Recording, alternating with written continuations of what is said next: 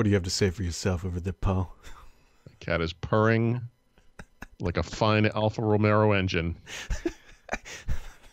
I cannot take you seriously knowing that cat is sitting there just on its back. She's like just, literally like, she's like, you saw it earlier. She's just like indulging, she's just so happy to be downstairs. It's going to be a tough couple of weeks at least, She's so proud of herself. I mean, she should be, but. Here we are. Folks, today's show is brought to you by Cloudberry Lab. Check them out at cloudberrylab.com/FRD. I'll have a little bit more about them in a minute. But the Thurrott family household includes a cat that is just out of view. You know what we need, Paul? I'm going to send you another webcam. We're going to have a cat cam. Yeah, we could do like a camera switch thing. You stupid animal. She's just like... I promise you I will not regale you with cat stories for the rest of my life, but I am amused at what's happening in my house right now because, we got the dog and the cats still hate it. But I was really nervous that it was going to take a long, long time for them to become acclimated. But man, like last night we were watching TV. I didn't have my phone and I was begging my wife to capture this moment. It was amazing. But the dog's asleep on the couch. The cat walked up to the couch, stood up on her two legs, put her front paws on the couch right where the dog's head was, and then sniffed the dog's nose. And the dog kind of jerked awake, threw up her little, she's got these ears that like are comically, inclined when she's, hearing stuff. And they just stared at each other. And the cat didn't even move. She just looked at she was just like, yeah, I'm messing with you. And and I'm like, Stephanie, take a picture. So my wife's fumbling with her camera trying to capture this thing. We just missed it. Like when she plopped back down on the ground. But someday I'm going to capture this moment because the cat has this habit now of walking right up to the dog and they kind of meet nose to nose. It's really interesting, but she's asserting her dominance. I'm trying to get on Twitter because rumor has it in the chat room, it says build 17107 was just released. And of course, I go to guess is that. Yep, that's correct. I'm getting up my heady for this. I can. What's new? Keeping up to date, and that is exactly it. Yeah, we're at that point. Yeah. So, what's new in this build? This is known as a bug stabilization build, and they're trying to get it ready to ship out the door. So there's not a whole lot except for this keeping up to date thing. But that's really about it. Yes. Okay, good. Yeah. Other things that have come up, actually, this came up earlier today, and Mahedi wrote it up, and Microsoft is doing, whoops, wrong button there, a slow reveal of the Andromeda device. And by slow reveal, I mean they're just publishing all the patents and not putting them behind timed release protections, which many companies do because Microsoft's just YOLO, let's just throw this into the wind of Andromeda device.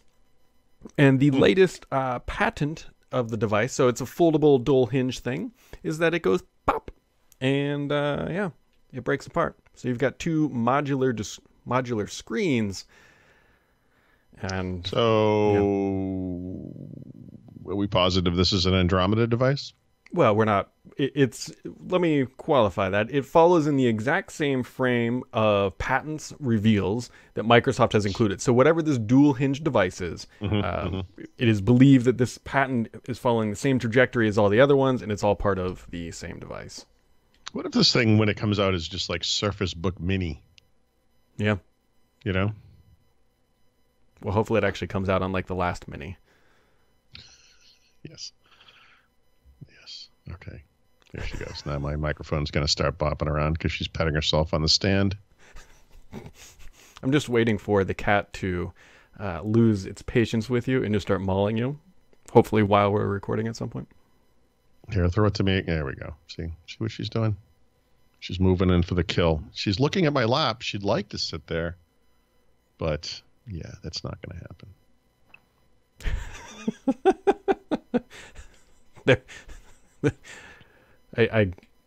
What's your cat's name? We have two cats, actually. So it's Dasher and Dancer. This is Dasher. She's the smaller and more outgoing of the two. Were these Christmas presents? Yes, they did arrive on Christmas. it was both my daughter's best day ever and her worst day ever. She was initially very scared of the cats and asked if we could send them back to Santa. just throw them up the chimney, a fact sweetie. Which we remind her of many times, just to humiliate her, because obviously she loves the cats. Yeah. So, Okay. anyways, that Andromeda mobile device patent is now out. You can go look at it. It's I don't know. The only reason, Paul, I put this lovely New York skyline picture behind me is that typically Microsoft reveals new hardware in New York, and so maybe we'll get an invite for some sort of event up there, or they'll just eventually just release this thing on Microsoft.com since it's all out there anyways. Do you think them releasing this stuff in a non-timed release fashion is a strategy, or? I was wondering this. The only reason why I think it's not, well, a strategy or whatever, is they did the exact same thing with the Surface Studio. It was completely shown in patents. And so I just think that maybe they don't know that they can do that, which would be very odd for a company that files so many patents per year. Someone would have clued them in by this point. Hey, guys, you don't have to reveal everything to the world early. It's a choice. Yeah. But here we are. So when they announce this thing, I think everyone will probably know what to expect. The real kind of difference here is the thing that makes me nervous, to be honest, is that if you have two screens in a mobile compact device like that can separate and run independently by themselves, Paul, how do you think that's going to impact the price? Right. That's a good point. It's not going to be cheap. I mean, there's no way. There's no way you could build essentially two smartphones connected together that crosstalk or whatever, and then keep it, at a nice palatable price point. Yeah, right. Yeah, I don't know. I think it's more likely. Well, that's why I raised the Surface Book thing. I think it's more likely that it's a Surface Book style device where, the innards are in one part largely, and we'll see. We'll see. I think it's going to change everything, though, right? Am I right? As long as it's covered in Alcantara. Yeah, it's right. Don't worry about the apps, guys. They've got a new device. Yeah, if they can make PWAs work on it, I think it would be fine, which shouldn't be too hard. Yeah, no, that's true. That is absolutely true. Of course it's true, Paul. That's why I said it. Folks, this is one of those shows where Paul and I could probably be just drinking straight scotch and it'd be just normal because it's Friday. We've had a long week, and I am surprisingly beat. I usually have these moments in the morning where I'm aware that my wife gets up early and I sleep for a little while longer. And then there are other days where my wife gets up early and then she comes back in to change, and then she goes out and she walks the dog. And then I get up while she's walking the dog. And then I have days like today where she has walked the dog, she has come home, left the dog home, and went out for a run. And then she comes back and she's like, seriously, you're still in bed? And it's like, it's almost 9 o'clock. And I never sleep like that, but every once in a while, and now somehow through sleeping more than I normally do, I am exhausted. Yep. Yeah. It's a real really thing. Strange. It's a real thing. My daughter will sleep like 13 hours sometimes in a row. And then she will wake up in just a cranky mood. And I'm like, what is this? Yeah. It doesn't seem, sorry, my animal's going to push stuff off. It doesn't seem logical, but that is what happens. We're going to a live look at the Throt Animal Shelter as he. Yeah, she's confused. You can see the tail just like. My God, that is. She's basically just petting herself on stuff. I don't know what's going on with this animal. Yeah, there she goes. She's playing with the little dangly thing on the light. She loves that thing. Okay, stupid cat. How many hours a day is your cat sitting there? Actually, normally just a couple. I don't know. She does the same thing every time too. Like, she'll see me or sense me coming to the room. Sorry, and she comes running in, and then she jumps into my chair before I can get to it. And every time she does that, I pick her up and I say, "Nope, that's where I sit." As you know, I know. Seriously. That was my cat stash. It's just really hard to concentrate. I know. I'm so sorry. No. I'm not helping for sure. Well, you're typically not helpful just in a daily fashion. Yes. That is nothing new. Absolutely nothing new. Paul, Yes. I'm going to say something here, and I want to get your honest reaction. Okay. Would you pay $999 for a Qualcomm Snapdragon HP NVX2? I'm nodding my head. I'm sorry. The answer is no. Not with those specs. Yeah. $699. People were complaining about the price, right? When I don't know if it was Asus or one of those other devices, I think was coming in at $699, and people were like $699. $999. Oof, that's 12-inch display, 4 gigs of RAM. Are you kidding me? Yeah, No so way. I compared that to what Microsoft is offering with the Surface Pro right now. So there's a couple small caveats. So for $799, you can essentially get the exact same specs, but with a Core i5, but no keyboard. You add in the keyboard to the Surface Pro, and it gets you about $850, $820, something like that after tax. And you get a Core i5, which I know they say the Snapdragon 835 is really powerful. There's no way it competes with an i5. No. It's not an i5. The other thing to compare it to would be the base Surface laptop, which is, I think, 4 gigs of RAM and might be 128 gigs of storage as well, but SSD storage, by the way. I want to say that's like $799, something like that, because they just introduced. Actually, there's maybe a Core M3 version, if I'm not mistaken, that they just introduced to lower the price. Yeah. Something like that. I mean, this is too much money. I'm trying to pull up on Surface.com just to make sure, because I checked it a little bit ago. But Paul, this is the most Microsoft thing ever. Do you recall that they put the low-end Surface Pro with an i5 on sale for about $200 off recently? Yeah, and I think actually that deal might be expiring today, by the way. Is it? Hold on. That's what I was trying to check. Because if I recall correctly, why is this so slow? The $799 version that comes with a Core M3. That's right. Is the exact same price. So why you would buy an M3 for $799 or an i5 for $799? Guess you have no idea what you're doing, apparently. Yep, that's exactly what it is. So the sale price on that i5, the Pro, with a black type cover is $699. That's incredible. Are you seeing $699? I see $799. Yeah, starting at $699, it says. Let me bring it up. And then Surface laptops now starting at $799, and that is almost certainly a Core. Yeah, if you go to the site, it says I'm sorry. If you go to the page, it does say $799, but the $699 price was over on the homepage, and so I'm thinking consistency is key. Yeah. Well, yeah, it could be. Hold on. No, it is $699. It says Surface. It's a bundle, so it's Surface Pro plus black type cover bundle with a Core M3, 128 gig SSD, 4 gigs of RAM is $699 today. That's amazing. No, it really is. And that's the problem that Snapdragon is going to be going up against these devices, because it's, even if all things were considered were the same, I would still buy an Intel because it's just going to work better. There's no emulation, just compatibility is going to be fine. The ARM stuff is great for connectivity and battery life. There's no argument there. But I think people were expecting to see some sort of value option by going with that route, especially because the 835 is definitely last year's chip. Yep. So. And so the Surface laptop $799 is 4 gigs of RAM, 128, and is Core M. So I think the Snapdragon for Windows is going to be closer to Core M than it is to Core i5. I think that's where it's going to fall. I mean, we'll see, right? But it can't cost that much. That's too much money.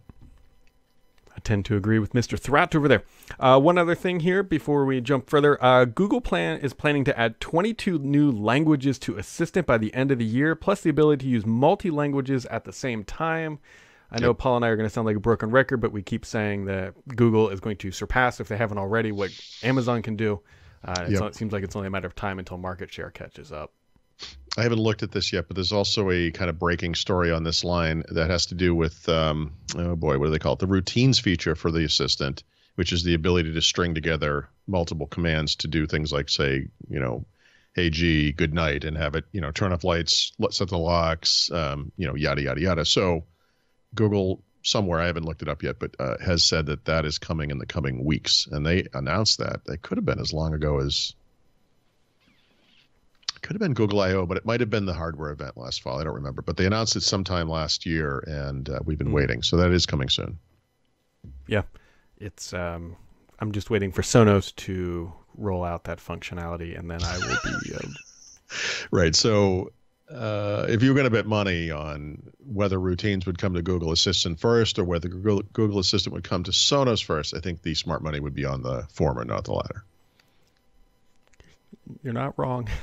You're just disappointing me, only because I know it's absolutely true. Actually, I think the better question here, Paul, is what's going to come first: Google Assistant to Sonos, or iTunes Andromeda. in the Windows Store, or Cortana features to the Amazon product, or vice versa. Oh, geez, wow, that's I would say iTunes in the store. I'm kind of surprised that hasn't happened yet. Those other two, though, I mean, Cortana and Amazon together, I have this weird feeling in the back of my head that this isn't going to happen. Yeah, I can see that. The secondary version of that or whatever would be it does happen, and it happens in that really weak version that we know is going to be terrible to use. And, a couple of Windows guys get excited about it for a little while, and we try to use it, and it doesn't work. And then it's never updated, and that's the end of it. Like, I just have a bad feeling about that one. I can't quite explain it. Like, I know that Sonos will eventually add the Google Assistant. Like, I know it's going to happen logically, but this Cortana Amazon thing, I don't know. There's something weird about this. And I think even the way that it was kind of revealed was a little bit weird, kind of downplayed.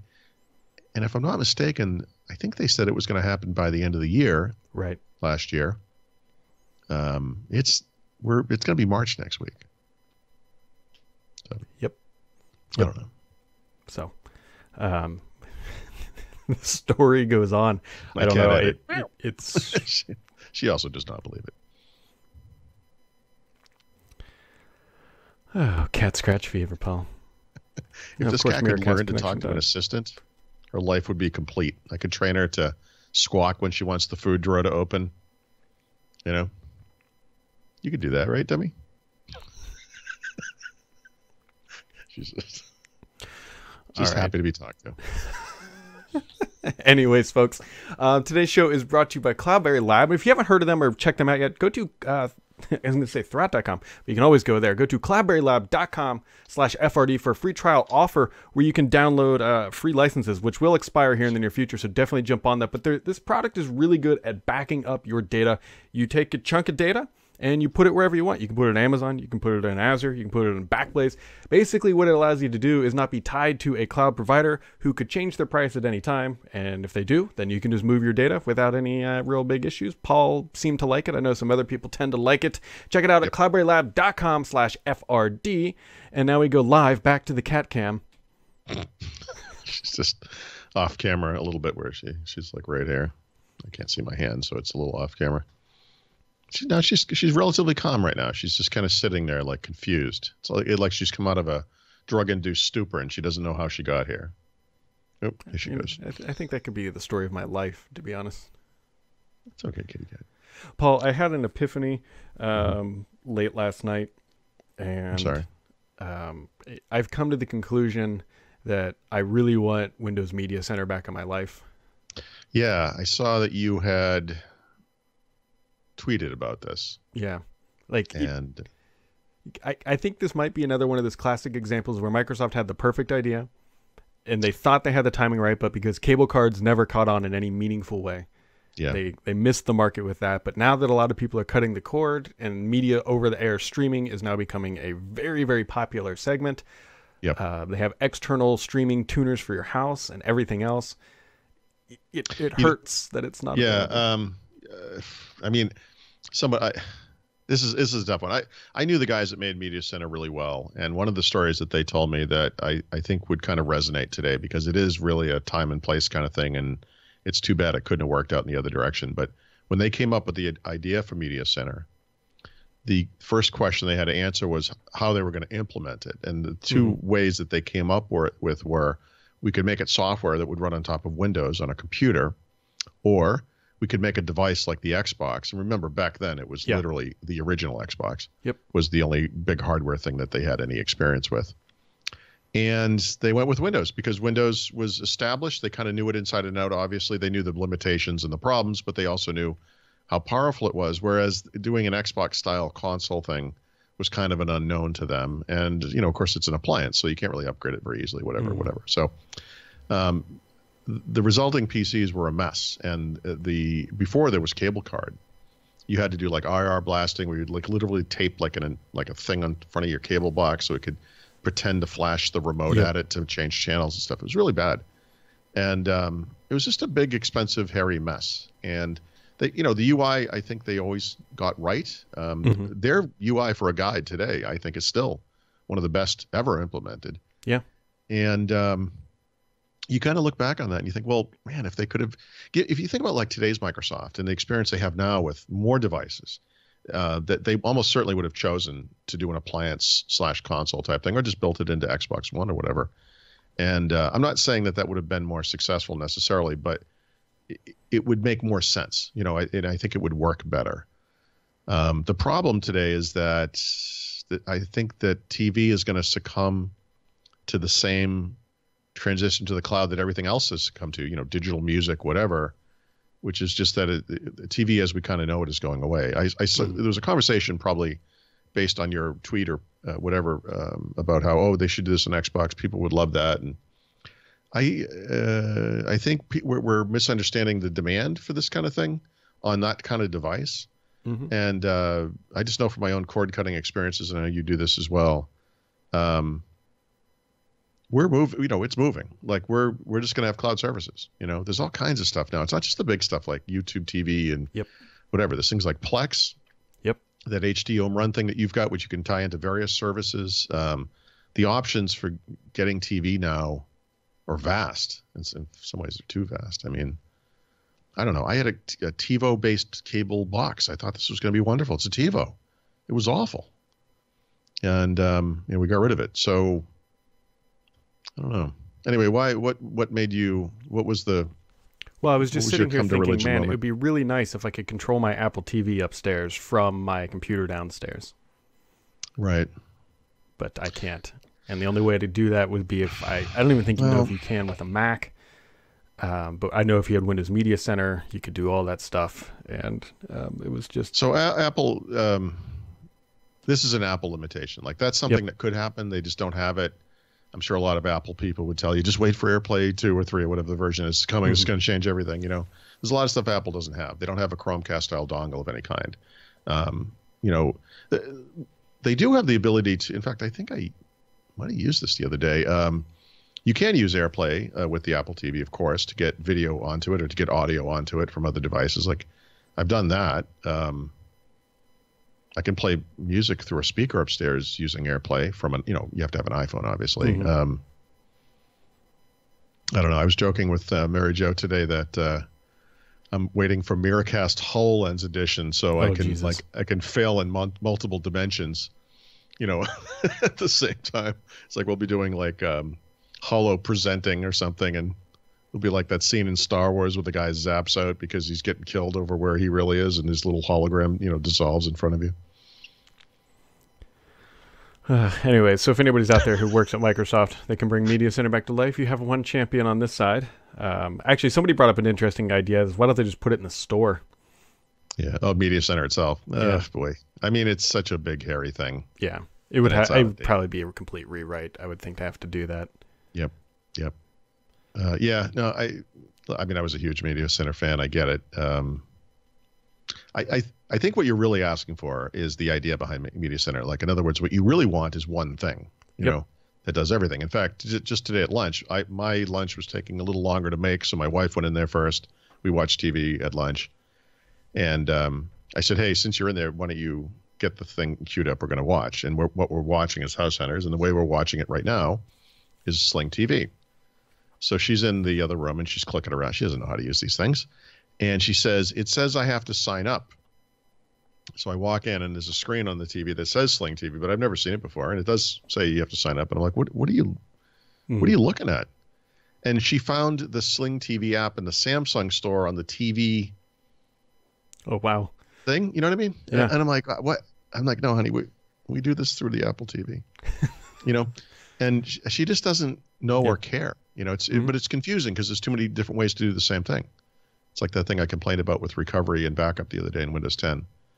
I'm going to write something about that with Google and Chromebook and Android soon as well. But yeah, in other words, what you want is one remote that turns on everything, and you go to the thing you want to watch, and it just works. Mm-hmm. Yeah, that would be a nice world. We're very close. We have that with our Apple TV, but then the problem is that it's isolated to that Apple TV. Like I can't blast anything to it from my PC. You can from your phone, but I'm typically sitting on the couch with a laptop, be like, hey, come watch this stupid cat video. And then to get it from here to up there, it becomes too lazy. And then, Yeah, no, right. So we have an Apple TV. We have a Chromecast attached. We used to have a cable box. I'll probably I don't know if I'll put the Xbox back on there, or maybe a Roku or something. But you'll be, like you said, you're on a phone maybe, or your computer, and you're like, oh, you guys, you got to watch this. And then you look at your TV and you go through this thing in your head. How do I get this from there to there? Mm-hmm. And you're like, okay, all right, here we go. And then you kind of, go try to make it work. Yep. No, I completely understand the need. The problem is all of the pieces that were in this equation don't want to work together. And that's where one day I'm going to have a little soundboard on this side, because I got like the control switching over here and doing whatever. But over here, there's going to be like slide whistle, sad trombone, and then like a crowd applause. Yep. And we're just going to need that kind of wah, wah, wah. The issue of Microsoft, in many cases, coming out too soon with something or doing it the wrong way, whatever. There probably already are business case studies around this kind of phenomenon. It's got to be a very common thing. But Microsoft, just because I cover Microsoft primarily, there are so many examples of it. It kind of makes you sad. And then there are things, actually, Media Center, if you think about it, the fundamental problem there was the same as it was with Windows Phone, which was that they came up with this really good idea. But it's only a really good idea if you consider the needs of the user, right? Which, of course, as people, we're thinking, well, why? I mean, how else would you think? The problem is, for the brands that are important to those things. In the case of Windows Phone, it was brands like Facebook and Twitter and Instagram. They didn't want to have their stuff integrated into this beautiful all-in-one console thing. They want you to go to their app that is just for them. And this is where theory meets reality. It's the unfortunate truth is that Microsoft's had a lot of really good user kind of centric ideas, and the partners that they work with are the ones that said no. They're the ones that kind of screwed it over. Yep. Somebody pointed out here that this mouse up here is huge, and you're not wrong. Here's a fun fact about Miracast. My mouse is actually on this laptop moving around, but if you move it too quickly off the screen, it gets stuck up there. Yep. Of course, now it's not going to do it, but that's a fun fact of Miracast. So. Miracast HoloLens edition. That's what I'm waiting for. It sounds more like a nightmare. It's like when your mouse gets stuck when you're using that, you actually develop a stuttering problem. Oh, Jesus. You thought the green screen I had the other day was bad. Speaking of which, by the way, completely non-bootable computer right now. Still working on that. Oh, that's fantastic. I saw that, and I was joyfully surprised that your calmness and that I didn't see. My calmness level goes down dramatically after day one. So I was not able to get it working last night, let's just say. And this morning I decided to make a recovery disk. It's a Surface laptop, so I had to copy over all the Surface laptop files. I had to type in my BitLocker recovery key. You might have seen me bitching about that on Twitter. And I don't remember the exact message, but basically after churning for about 30 minutes and getting to some 60-something% done, it said, something went wrong. That's it. It's not going to work. Yep. Speaking of things that will soon work, by the way, it was uncovered, or Microsoft finally documented, that in the upcoming version of Windows 18.03, if the developer allows, I believe, you will be able to run multiple instances of a UWP application if you so desire. Yeah, I am embarrassed to say. So where that came from, by the way, was there was a Windows 10 community stand-up, I think is what they call it, yesterday. So Kevin Gallo, who runs the developer stuff over at Windows, does this once a month maybe, or once a quarter, whatever it is. He's a great guy, but they had a different guy on who was kind of helping him, or go through the different stuff they were adding in 1803. And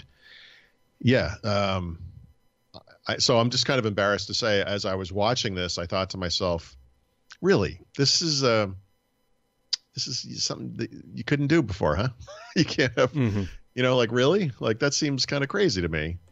And they used the example of a text editor, which was terrible looking, that yellow thing that is in Mehdi's screenshot. But when you think about something like Notepad or whatever, you can go down to the taskbar, right click it, and then right click the application icon and choose open, and you can open multiple instances of these things. You cannot do that today with a with a UWP app. That's amazing. So anyway, I went through, as I watched it live, and as I was watching it, I was like, really, you can't, that's crazy. I can't believe this is such a basic feature. It's not even in the operating system. And then I never thought to write it up. And then I got this morning and I saw people, including Mehdi, had written about it. And I was like, oh, right, this is kind of a news story, isn't it? Like, I'm just like so lost now. I didn't even see the importance of it. And yet, clearly it's important. Yep. I was going to make fun of you in some capacity about being old and just not realizing what's right in front of you. But then I realized there's also a cat, probably, right? I am horribly distracted, as we pointed out earlier. But yeah, anyway, so yeah, they continue to make UWP a little more sophisticated with every version. It's growing up. A little bit more. Speaking of things that are growing up, on Friday, one of the ththings that we do is we take a look back at the comments of the week and try to pull out some of the more interesting ones or ones that possibly add for more conversation. So I believe it was Mehdi wrote up, or it could have been you, I don't even care anymore, that Apple is adding new functionality to the AirPods, or at least they're working on it, potentially launching this year. Sot3 writes, he says, they look silly, the sound quality is just okay, but they're so darn convenient if you are in the Apple ecosystem. I can use them with an iPhone, iPad, or Apple TV. And having now used them for several months, I can tell you that they are extremely convenient. And it hurts me to say that because they look goofy. They don't sound great, but my God, are they... Here's the stupid thing that Apple did that they perfected. If they're in your ear, music's playing, you take one out, it pauses. It also, if you're watching a TV show and you take one out, it pauses the show. When you put it back in, it starts it right back up. That is very convenient when you're sitting there watching a show on your phone and your kids, whatever, destroying your house, and they want to come and talk to you, take one out, it pauses your show, you scream at your kid, you put it back in, they go back to destroying. Yep. I don't own these things. But yeah, I mean, I think I described this on the show recently. The issues I've had with sound on my Pixel 2 XL, thanks in part to the USB-C to headphone adapter. I just made up a word. It's been frustrating for a long, since I've owned the device. It's really frustrating, and I just want stuff to work. It's the same. My whole life is like that. I just want stuff to work, and stuff doesn't work, and that's technology. It's frustrating. And then the other question or other comment comes from Spartan Fan, writes on your Google PWA support post. This one was interesting. I can't remember if we've talked about it, but he says, do you think Google will let Google Maps PWA into the Windows 10 store? Right. So, I mean, you're asking our opinion on this. Yeah. So, to be clear, Google will have to specify in a manifest file that they want to be included in the store, right? And so if they don't do that, Microsoft will not put Google Maps PWA in the store. If they do that, Microsoft will put it in the store, of course. And as to my opinion about whether or not they will allow that, I think that they will. I'm really indifferent on this. I don't know if it makes a difference, to be honest, because if it's a PWA, you can turn it into a store or a launchable thing on your desktop, so it doesn't really make a huge difference. Well, I mean, right. So Google Maps is an example of an app you would need to be online to use it effectively anyway, right? So the ability to run offline is minor, for sure. And Google Maps has a capability on your phone where you can download to the phone some area so that if you are outside of connectivity or whatever, you'll be able to navigate around. And that makes sense with a phone. It makes less sense with a PC. That's true. My daily Siri occurrence just happened.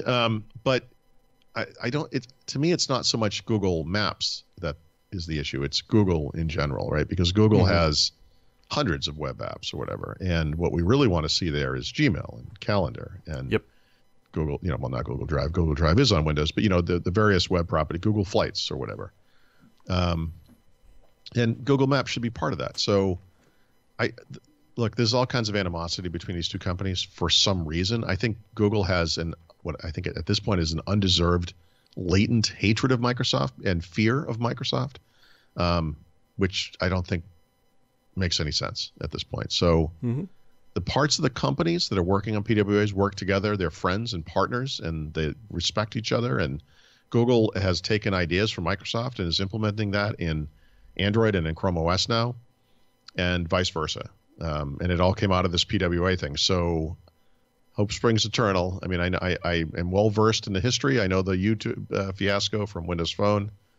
But I think we're gonna see this. I think we're gonna see YouTube in the story. I think we're gonna see Gmail. And that's gonna be a good day. It will be a good day. Yeah. Very much agree. Speaking of good days, Paul, you got anything else for today? Yeah, I wrote and have completed writing the Ask Paul that I'm going to post today. I just haven't posted it yet. I'm going to go through it one more time. Let me just ask you a question, because this is one of the questions, and I don't know if you know this off the top of your head. We know that Cortana on Android is more functional than it is on the iPhone, and that the reason for that is that you can go into the settings and configure it as the default assistant. You can hold down the home button to summon Cortana. But my understanding, and I did test this, I couldn't figure it out. I don't think when the phone is just sitting there, not in the Cortana app, that you can say, "Hey, see," and have it pop up. I think you have to be in the app on Android. Is that correct? Do you happen to know? Is there somebody in the audience here who knows? I believe that is correct. Yeah, I don't think that it can do that ambient nature listening. I think that's the one limitation. Yeah, I think it is too, because I don't think Google allows you to do that. So this has ramifications in some interesting areas, right? Because obviously if you're walking around with your phone, it's not that hard to hold down the home button and summon your assistant. But if you're in your car and you want to use it over Bluetooth, obviously what you want is a voice-based thing to come up. You don't want to have to, it's dangerous. It's literally dangerous to look at your screen and hit it in the exact right place to make the assistant come up. So you want it to work over Bluetooth, but you also want it to work just voice activation. You might be listening to music or a podcast, whatever it is, and you want to do something with your assistant. You want to be able to talk to it. But I don't think you can. Yeah, Rachel or Rochelle, I don't know which pronunciation it is, says that is correct. It says you can set it to your home button, but there is no ambient activity. Yeah. All right. I just wanted to make sure I wasn't staring someone wrong there. Thank you. That's crowdsourced information, folks. This is the other side of Ask Paul. It's called Paul Asks. Is this where Paul pays money out for? Yeah. It's like it's where I pay the premium subscrition, and it's sort of like Baywatch Nights. Instead of being lifeguards, we're hunting werewolves. No, that didn't make any sense. But that, by the way, look it up. Is that an actual thing? Oh yeah. Wow. Yep. Look up Baywatch Nights someday. It's horrific. I mean, your one sentence overview of what it was didn't. That isn't what the whole series was about, but I believe there was an episode literally about werewolves. Well, that's impressive. That is impressive. But yeah, I got nothing. It has been quite literally raining for 40 days and 40 nights here. The Ohio River is now flooding, and Paul, when you see a flooded road, what are you not supposed to do?